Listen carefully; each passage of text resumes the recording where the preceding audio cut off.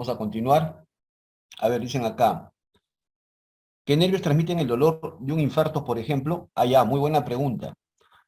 Cuando uno habla de dolor, cuando uno habla de dolor o de sensibilidad, cabe decir lo siguiente. Muchos de los maestros clásicos de la anatomía piensan solamente en fibras somáticas. Y cuando hablan del sistema autónomo o sistema visceral, sistema simpático y parasimpático, piensan solamente en las funciones de respuesta, pero jamás piensan en las aferencias. Les comento que tanto en el sistema simpático como parasimpático existen fibras aferentes y fibras eferentes. ¿Correcto? No solamente es respuesta, también hay aferencias. El dolor visceral, el dolor visceral es transmitido por fibras simpáticas. Es transmitido por fibras simpáticas, ¿correcto? Entonces, por ejemplo, cuando hay un infarto del miocardio, un infarto se produce por obstrucción de una arteria.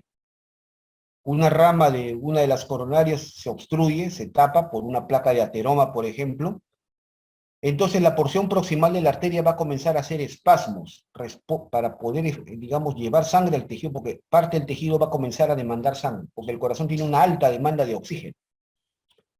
Entonces, cuando está obstruida una arteria, parte de ese tejido va a sufrir, entonces la arteria comienza a tener espasmos. Entonces, esos mismos espasmos de la arteria coronaria es lo que empieza a doler. ¿Por qué? Por fibras aferentes simpáticas. Las fibras aferentes del sistema simpático son los que conducen dolor.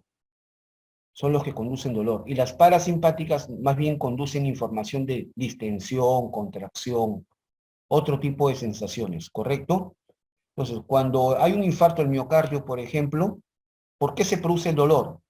Por espasmo de las arterias que están haciendo un esfuerzo para tratar de llevar sangre a la zona que está obstruida. Esos espasmos comienzan a generar dolor por estímulos en las fibras aferentes simpáticas. Esto va obviamente al centro simpático. ¿Dónde se ubica el centro simpático en la médula espinal? Generalmente a nivel de los segmentos C8, T1, T2. ¿Correcto? Y a veces puede ser de que a ese nivel también haya conexiones con fibras somáticas, es decir, fibras que van hacia la pared del corazón, y por eso es que a veces también el dolor se puede irradiar o transmitir hacia la cara interna del brazo izquierdo, o hacia el epigastrio, es decir, la boca del estómago, o hacia la parte, o a la base del cuello, o hacia la espalda, por la conexión que hay de los centros simpáticos en la médula con fibras somáticas que van a estas zonas del cuerpo. ¿Correcto? ¿Se entiende? Esa es la explicación, por eso se produce el dolor, ¿ya? Por ahí siempre he escuchado por ahí algunas personas que dicen que es por el nervio frénico, que innerva el pericardio y todo lo demás. Mi única recomendación es, antes de enseñar anatomía, pónganse a leer. ¿Ok? Muy bien. No sé si hubiera alguna otra pregunta, alguna otra duda. Muy bien, entonces, perfecto. ¿Lo tienen claro? Sigamos. El abdomen. Vamos a empezar ahora con otro nuevo segmento, que es el abdomen. Un segmento bastante amplio, ¿correcto? Es decir, el abdomen lo vamos a hacer en esta clase y en la otra. Bien, vamos a empezar. A ver, el abdomen, ¿no? El abdomen está formado, pues, su estructura ósea, está formado arriba, está el orificio tóraco-abdominal. Tóraco-abdominal, ¿no? El orificio que separa el tórax del abdomen. Atrás están las 5 vértebras lumbares, de L1 a L5. Y hacia abajo está la pelvis mayor o pelvis falsa. Miren este concepto, muy importante, que se ve en pelvis. Esta estructura que ustedes ven acá, todo esto es la pelvis. La pelvis está formada por estos dos huesos. Estos son los huesos coxales o ilíacos, ¿verdad? Que por delante se articulan entre ellos. Esta es la sínfisis del pubis. Pero hacia atrás los dos coxales están separados entre sí porque entre ambos se encuentra el sacro. El sacro. Y esta forma las articulaciones sacroiliacas, derecha e izquierda. Todo esto forma la pelvis. La pelvis tiene forma de un tazón, ¿no? ¿Correcto? Y como tal tiene acá un orificio. Acá hay un orificio. Este orificio se denomina, y una vez vayan conociéndolo, se llama estrecho superior de la pelvis. ¿Ya? estrecho superior de la pelvis, o en los tratados de obstetricia también le dicen la entrada pélvica. La entrada pélvica, porque por aquí va a entrar el feto cuando ya comience el trabajo de parto. ¿Ok? Estrecho superior de la pelvis o entrada pélvica. Este orificio, llamado así, estrecho superior de la pelvis o entrada pélvica, divide a la pelvis en dos partes. Toda la porción superior de la pelvis, toda esta porción de pelvis que está por encima de este orificio, toda esta porción se llama la pelvis mayor o pelvis falsa. Y lo que está por debajo de este orificio, por dentro, eso sería la pelvis menor o pelvis verdadera. ¿Por qué esos términos? La de arriba, pelvis mayor, por obvias razones, es más amplia, es más grande. Y pelvis falsa, ¿por qué? Porque en realidad, si bien es cierto, es parte del esqueleto de la pelvis, pero a este nivel no hay vísceras pélvicas, lo que contiene son vísceras del abdomen. A este nivel aún hay vísceras del abdomen. Por ejemplo, en el lado derecho, acá estará el ciego, estará el apéndice, ¿correcto? En este lado de acá estará el colon sigmoides, en el centro estará aquí asas intestinales del ileón específicamente, ¿correcto? Entonces, contiene vísceras abdominales, no contiene vísceras, por eso se llama pelvis falsa. Toda esta zona de la pelvis que está por encima del estrecho superior contiene vísceras abdominales, por eso se nombra. Entonces, ¿quedó claro? Muy bien. El orificio torácico inferior, ya lo hemos dicho, está limitado por el borde inferior de la vértebra T12, el borde inferior del último arco costal. Este reborde costal, ya les conté, este reborde subcostal es derecho-izquierdo, cada uno formado por los cartílagos del séptimo al décimo. ¿Correcto? Y adelante la apófisis sifoides. Este orificio mira hacia abajo, pero también mira hacia adelante. Su diámetro horizontal es mayor, de 28 a 30 centímetros. Su diámetro antero-posterior es la mitad, 12 a 15 centímetros. ¿Correcto? Ese es el orificio. Tóraco abdominal, el orificio torácico inferior. Estos son los rebordes subcostales, ¿ven? Estos son los rebordes subcostales. Los rebordes subcostales, cada uno está formado por los cartílagos del séptimo al décimo, y ambos rebordes subcostales forman entre sí este ángulo. Se llama el ángulo subcostal o infraesternal de Charpy, tiene ese nombre, cuyo valor varía. Los textos europeos dan otro valor, dan valores más estrechos, pero en esta parte del planeta, la raza latinoamericana, tiene un ángulo de Charpy un poco mayor, de 70 a 110 grados. Este es valor para esta parte del continente, con esta parte del planeta, ¿correcto? 70 a 110 grados. Muy bien. De acuerdo a dicho valor, se definen tres tipos de tipologías, es decir, constituciones abdominales. Tenemos la gente o los pacientes de constitución leptosómica, los que tienen constitución normosómica y los que tienen constitución pícnica. Leptosómica, perdón, no está. Leptosómica significa que el ángulo mide menos de 70 grados. Leptos es delgado. Leptos significa delgado. Leptosómica, delgado. ¿Correcto? Son individuos de tórax angosto y abdomen aplanado. Generalmente son los europeos. Ustedes han visto los alemanes cómo son. Son flacos, de tórax angosto y abdomen aplanado. Flacos, espigados, altos. ¿Correcto? Normosómico, el más frecuente, entre 70 y 110 grados. Y si tiene el ángulo mayor a 110 grados, pícnico. Es decir, ángulo amplio, tórax ancho y abdomen abalonado, ¿no? El típico, pues la típica panza chelera que ustedes ven en todas partes por acá, ¿no? Un típico barrigón, bajito y barrigón. Lo que es lo que más abunda, ¿no?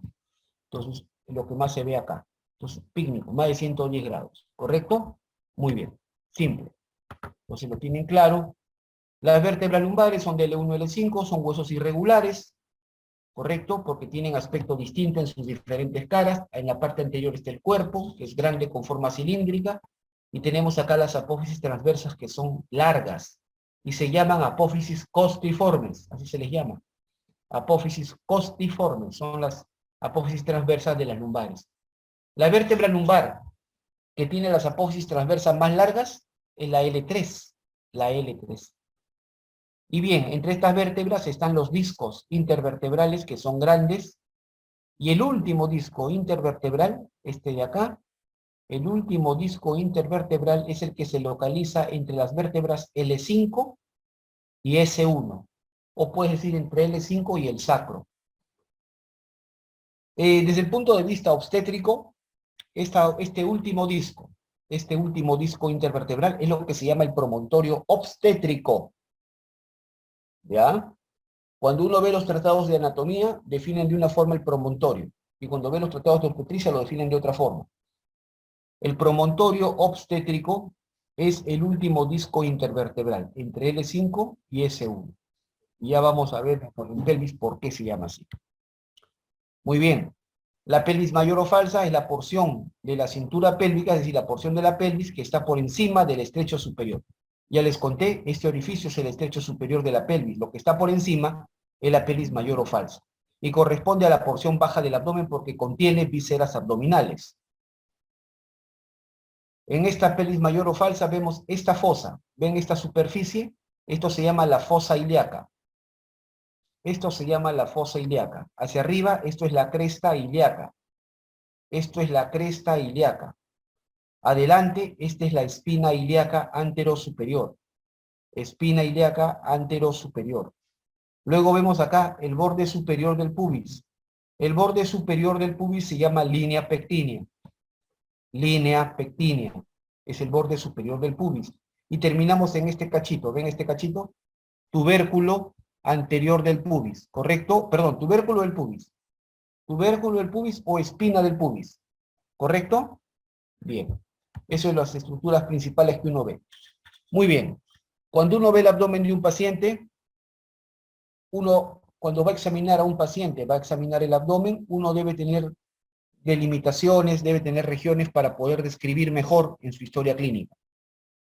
La forma más común y la mejor de dividir al abdomen es en campos o segmentos. Campos o segmentos. No le digan cuadrantes. No le digan cuadrantes, porque te voy a mandar un diccionario. ¿Estamos de acuerdo? No le digan cuadrantes. Cuadrante viene de 4. Y estos no son 4, son 9. ¿Correcto? Cuadrante viene de 4, ¿no? Mira un diccionario. Entonces, son 9. Se llaman los campos o segmentos del abdomen. ¿Estamos de acuerdo? Campos o segmentos abdominales, que están delimitados por 4 líneas. 4 líneas. Tenemos las 2 líneas. Ahí está, las 2 líneas paracentrales. Paracentrales. Algunos dicen que estas son las líneas medioclaviculares. Dicen que son las líneas medioclaviculares, es decir, líneas que parten del punto medio de la clavícula. Doctores, eso es para un paciente normosómico, es decir, para una persona cuyo ángulo de Charpy, ¿se acuerdan? El ángulo subcostal está entre 70 y 110 grados. Pero aquí en el Perú vemos harta cantidad de pacientes pícnicos, bajitos y barrigones, es bien frecuente. ¿Correcto? Tanto hombres como mujeres, ¿eh? Entonces, en pacientes pícnicos y en leptosómicos, esta línea no coincide con la línea medioclavicular. No hay que ser tan pegado a los libritos. Hay que tener más experiencia. Es por eso que en vez de partir del punto medio de la clavícula, partimos mejor acá abajo, del punto medio del trayecto inguinal. Punto medio del trayecto inguinal, el ligamento inguinal. El ligamento inguinal va de la espina ilíaca anterosuperior al tubérculo del pubis. De la espina ilíaca anterosuperior al tubérculo del pubis. Esas dos estructuras son perfectamente palpables. Perfectamente palpables.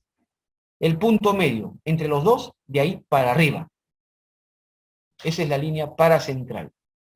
Paracentral. Y no necesariamente coincide con la línea medioclavicular, especialmente en pacientes pícnicos y leptosómicos. ¿Correcto? Muy bien. Luego 2 líneas horizontales. Esta línea es el plano subcostal. El plano subcostal, que pasa por el extremo inferior del reborde subcostal. ¿Se acuerdan? Es decir, pasa por debajo del 10º cartílago costal. Ustedes se pueden palpar fácilmente. El reborde subcostal es palpable fácilmente en el abdomen. pues llegas al punto más bajo y por ahí pasas el plano subcostal. Eso está debajo del 10º cartílago costal. Y este plano pasa por la vértebra L2. L2, segunda vértebra lumbar. Luego tenemos este otro plano. Es el plano intertubercular. Intertubercular. Ustedes palpan la cresta ilíaca, ¿correcto? En el extremo anterior palpan la espina ilíaca anterosuperior, fácil de palpar, pero se van más atrás, más o menos en el tercio anterior. En el tercio anterior de la cresta ilíaca, ahí pueden palpar un pequeño tubérculo. Se llama el tubérculo de la cresta ilíaca, ¿correcto? A nivel de ese tubérculo, ustedes trazan otro plano. O sea, este plano no pasa, como algunos creen, por el punto más alto de la cresta ilíaca. Falso. Tampoco pasa por la espina ilíaca anterior superior. Eso también es falso. Pasa por el tubérculo de la cresta ilíaca, que se localiza en el tercio anterior de esta, y que también es una estructura fácilmente palpable. Ese es el plano trans o intertubercular. Y de esa manera, con 4 líneas, he formado 9 áreas. 9 áreas que no se llaman cuadrantes. Busco un diccionario. Se llaman campos o segmentos abdominales. ¿Correcto? Muy bien. Esos son los 9 campos o segmentos. ¿Cuáles son? Ahí tenemos. En la parte superior, en el centro, el epigastrio. Lo que la gente comúnmente le llama la boca del estómago. Y a ambos lados los hipocondrios. Hipocondrio derecho, hipocondrio izquierdo. Luego tenemos el mesogastrio. Meso, en el medio, el mesogastrio. Y a los lados los flancos. Flanco derecho, flanco izquierdo. Y abajo el hipogastrio. Hipogastrio. Y a los lados las fosas ilíacas. Fosa ilíaca derecha, fosa ilíaca izquierda. ¿Correcto? Y estos campos o segmentos abdominales me sirven clínicamente para poder proyectar alguna víscera y poder presumir qué lesión o qué víscera puede estar alterada si es que yo palpo directamente ahí y genero un dolor en el abdomen del paciente, por ejemplo. ¿Está claro? Muy bien. Entonces, aquí están las vísceras que uno encuentra a nivel de cada uno de esos campos, ¿no? En el epigastrio, perdón, está el hemígado izquierdo, es decir, ¿no? La mitad izquierda del hígado, está el esófago, la porción abdominal, el estómago, el esfínter del píloro, la vía biliar principal, que está formada por los conductos hepáticos y el colédoco, la cabeza y cuerpo del páncreas, y ganglios. Esto se refiere a ganglios nerviosos, ¿eh? No son ganglios linfáticos, son ganglios nerviosos, del plexo celíaco, tiene que ver con la inervación del abdomen. El hipocondrio derecho, acá predomina el hemígado derecho. También está la vía biliar accesoria, formada por la vesícula biliar y el conducto cístico, el riñón con su pedículo derecho, la glándula suprarrenal de ese lado, y el ángulo derecho o ángulo hepático del colon.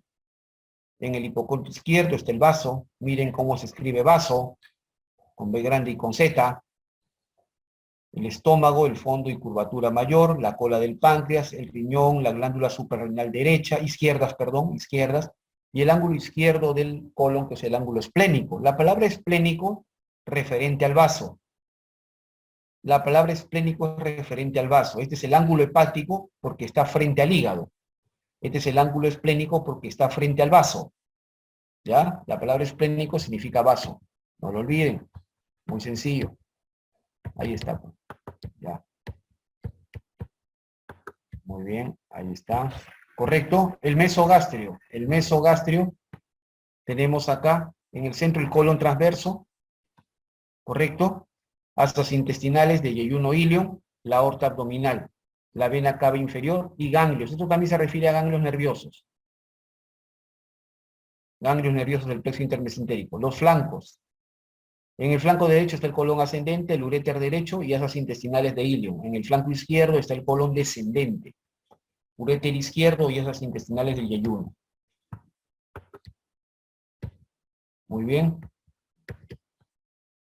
En el hipogastrio, acá tenemos asas intestinales de ilium.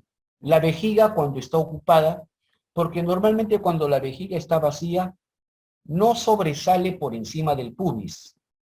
¿Ya? Ese es un detalle. La vejiga cuando está vacía, está completamente dentro de la pelvis. Pero cuando se llena, cuando está ocupada, se eleva por encima del pubis, ya sobresale acá en el hipogastro. El útero, obviamente, en la gestación, porque el útero no grávido, es decir, que no está gestando, también está completamente dentro de la pelvis. A partir de la semana 12, es decir, a partir de cumplidos los 3 meses de gestación, el útero ya comienza a palparse por encima del pubis, ya está en el abdomen. El colon sigmoides y el tercio superior del recto. En la fosa ilíaca derecha, acá está el ciego, la unión del íleon con el ciego se llama iliocecal, la apéndice cecal, el uréter derecho y en el caso de las mujeres, la trompa de falopio, la trompa uterina y el ovario derechos. Y en la fosa ilíaca izquierda, el colon sigmoides, el uréter izquierdo y en el caso de las mujeres, la trompa uterina y el ovario izquierdo. Simple. Aquí aparece otro planito, un plano que es importante siempre reconocer y recordar, el llamado plano transpilórico. Se utiliza bastante para exámenes de imágenes. El plano transpilórico, como su nombre lo dice, este es un plano que va a pasar por el píloro. Entiéndase que el píloro es la comunicación entre el estómago y el inicio del intestino delgado. Específicamente, la primera porción del intestino delgado se llama duodeno. Duodeno. Entonces, está en la unión del estómago con el duodeno. Ese es el píloro. ¿Correcto? Bien. Y el plano transpilórico, yo el píloro no lo puedo ver a través de la piel, ni tampoco se puede palpar. Pero la forma de ubicar el plano transpilórico es un plano horizontal equidistante, es decir, está a la misma distancia, desde la horquilla del esternón, ¿se acuerdan? El borde superior del manubrio esternal, la horquilla del esternón, hasta abajo, el borde superior de la sínfisis del pubis. Trazo esa distancia y justamente en el punto medio, ahí está el plano transpilórico. Este plano pasa obviamente por el esfínter pilórico y el píloro, como su nombre lo dice, está a la altura de la vértebra L1. L1 significa que es superior al plano subcostal. El plano subcostal estaba a nivel de L2, así les he dicho yo. Luego pasa por el noveno cartílago costal, pasa por los cilios renales y esplénicos, pasa por el ángulo que forma el duodeno con el yeyuno, es decir, la primera con la segunda porción del intestino delgado. La primera porción del intestino delgado se llama duodeno, la segunda se llama yeyuno. El ángulo entre esas dos porciones se llama la flexura o ángulo duodeno-yeyunal o ángulo de Treitz. A esa altura también en el lado derecho, detrás del reborde subcostal derecho está la vesícula biliar, el fondo de la vesícula. A ese nivel vamos a ver el colon y el mesocolon transverso, es decir, el colon transverso y el mesocolon transverso, la segunda porción del duodeno, el cuello del páncreas, el origen de la vena porta. El origen de la vena porta, que va al hígado. ¿Ya? La vena porta, entiendan, cuando nosotros hemos hablado de venas en todo el cuerpo humano, generalmente decimos que las venas recogen sangre. Las venas van drenando, van recogiendo sangre de un órgano para regresarla al origen, ¿verdad? Pero las venas portas son las únicas que hacen lo contrario. Las venas más bien llevan sangre a un órgano. Y solamente existen 2 venas portas en el cuerpo. Lo vimos en neuro.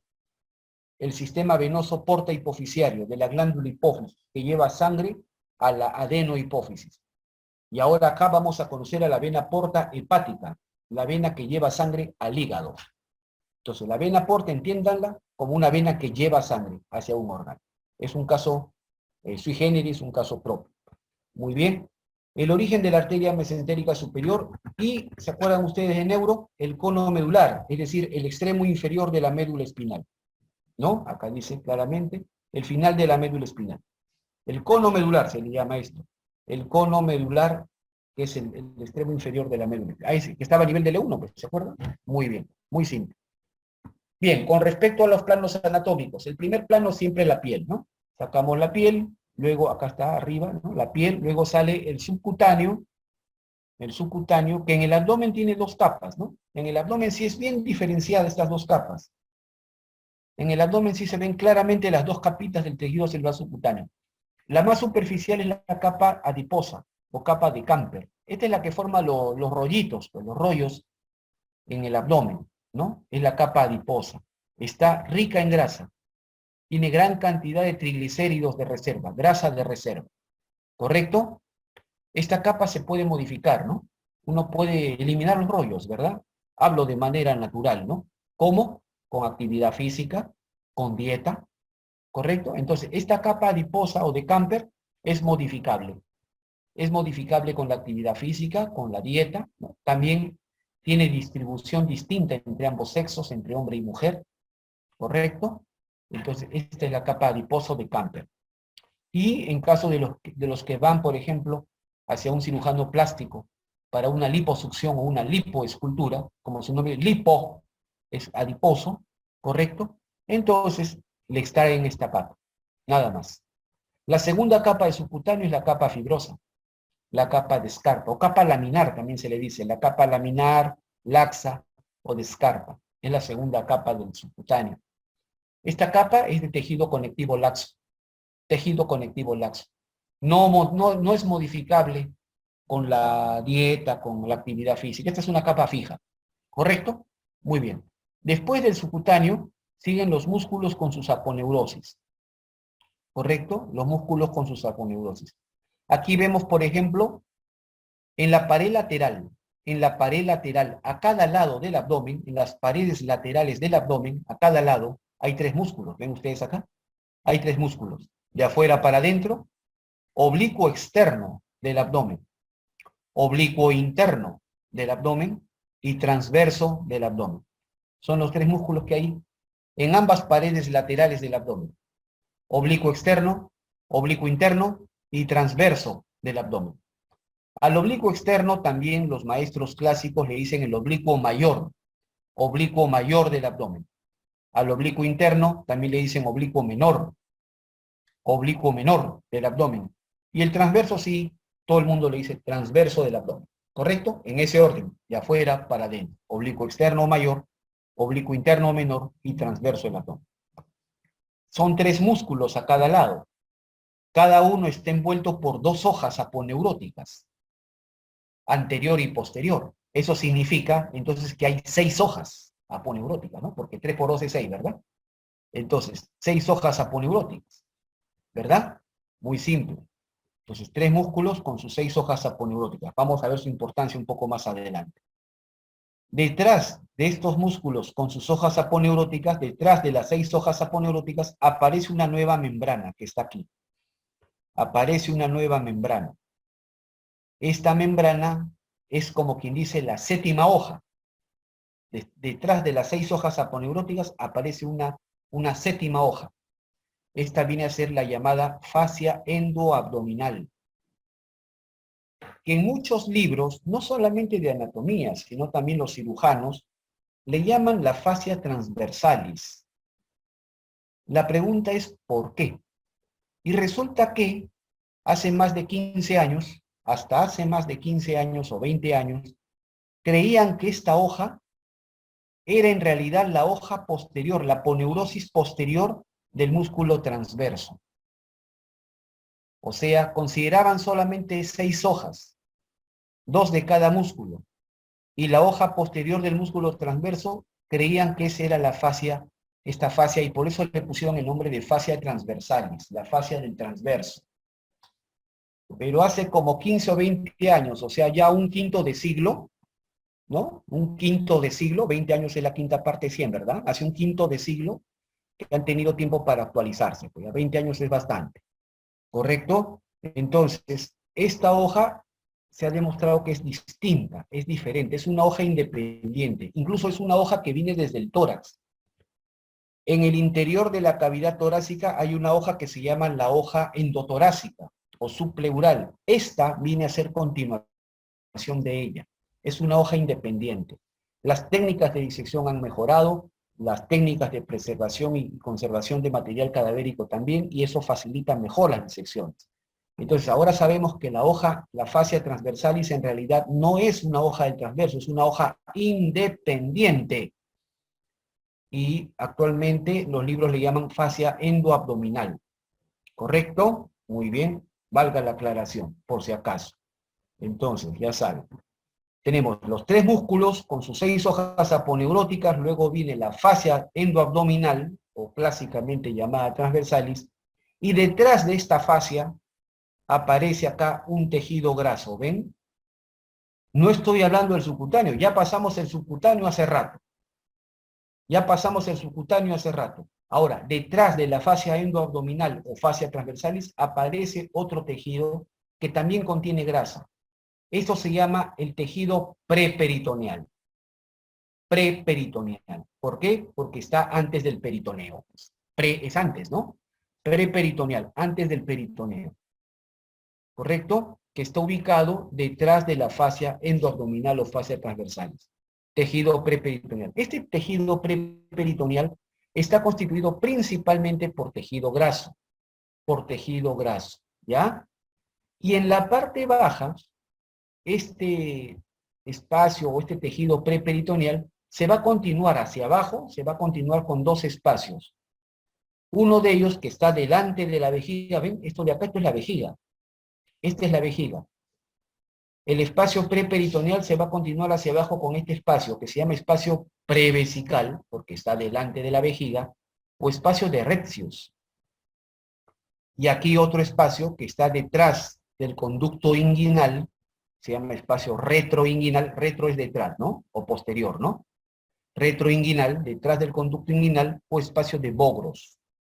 Bastante importantes, bastante útiles en cirugía abdominal, especialmente cirugía de hernias, ¿correcto? Que son bastante frecuentes. El espacio prevesical de Retzius y el espacio retroinguinal de Bogros. Son continuaciones caudales, es decir, hacia abajo del espacio preperitoneal. Entiéndase que el espacio preperitoneal está detrás de la fascia endoabdominal o fascia transversalis, pero como su nombre lo dice, está delante del peritoneo. Entonces lo que sigue finalmente, esto que ves acá, esto viene a ser el peritoneo parietal anterior, el peritoneo parietal. Y cuando yo corto este peritoneo, ya me estoy metiendo a la cavidad abdominal. Ya estoy en cavidad abdominal. Y así es, esa es la pared del abdomen. ¿Quedó claro? Muy bien.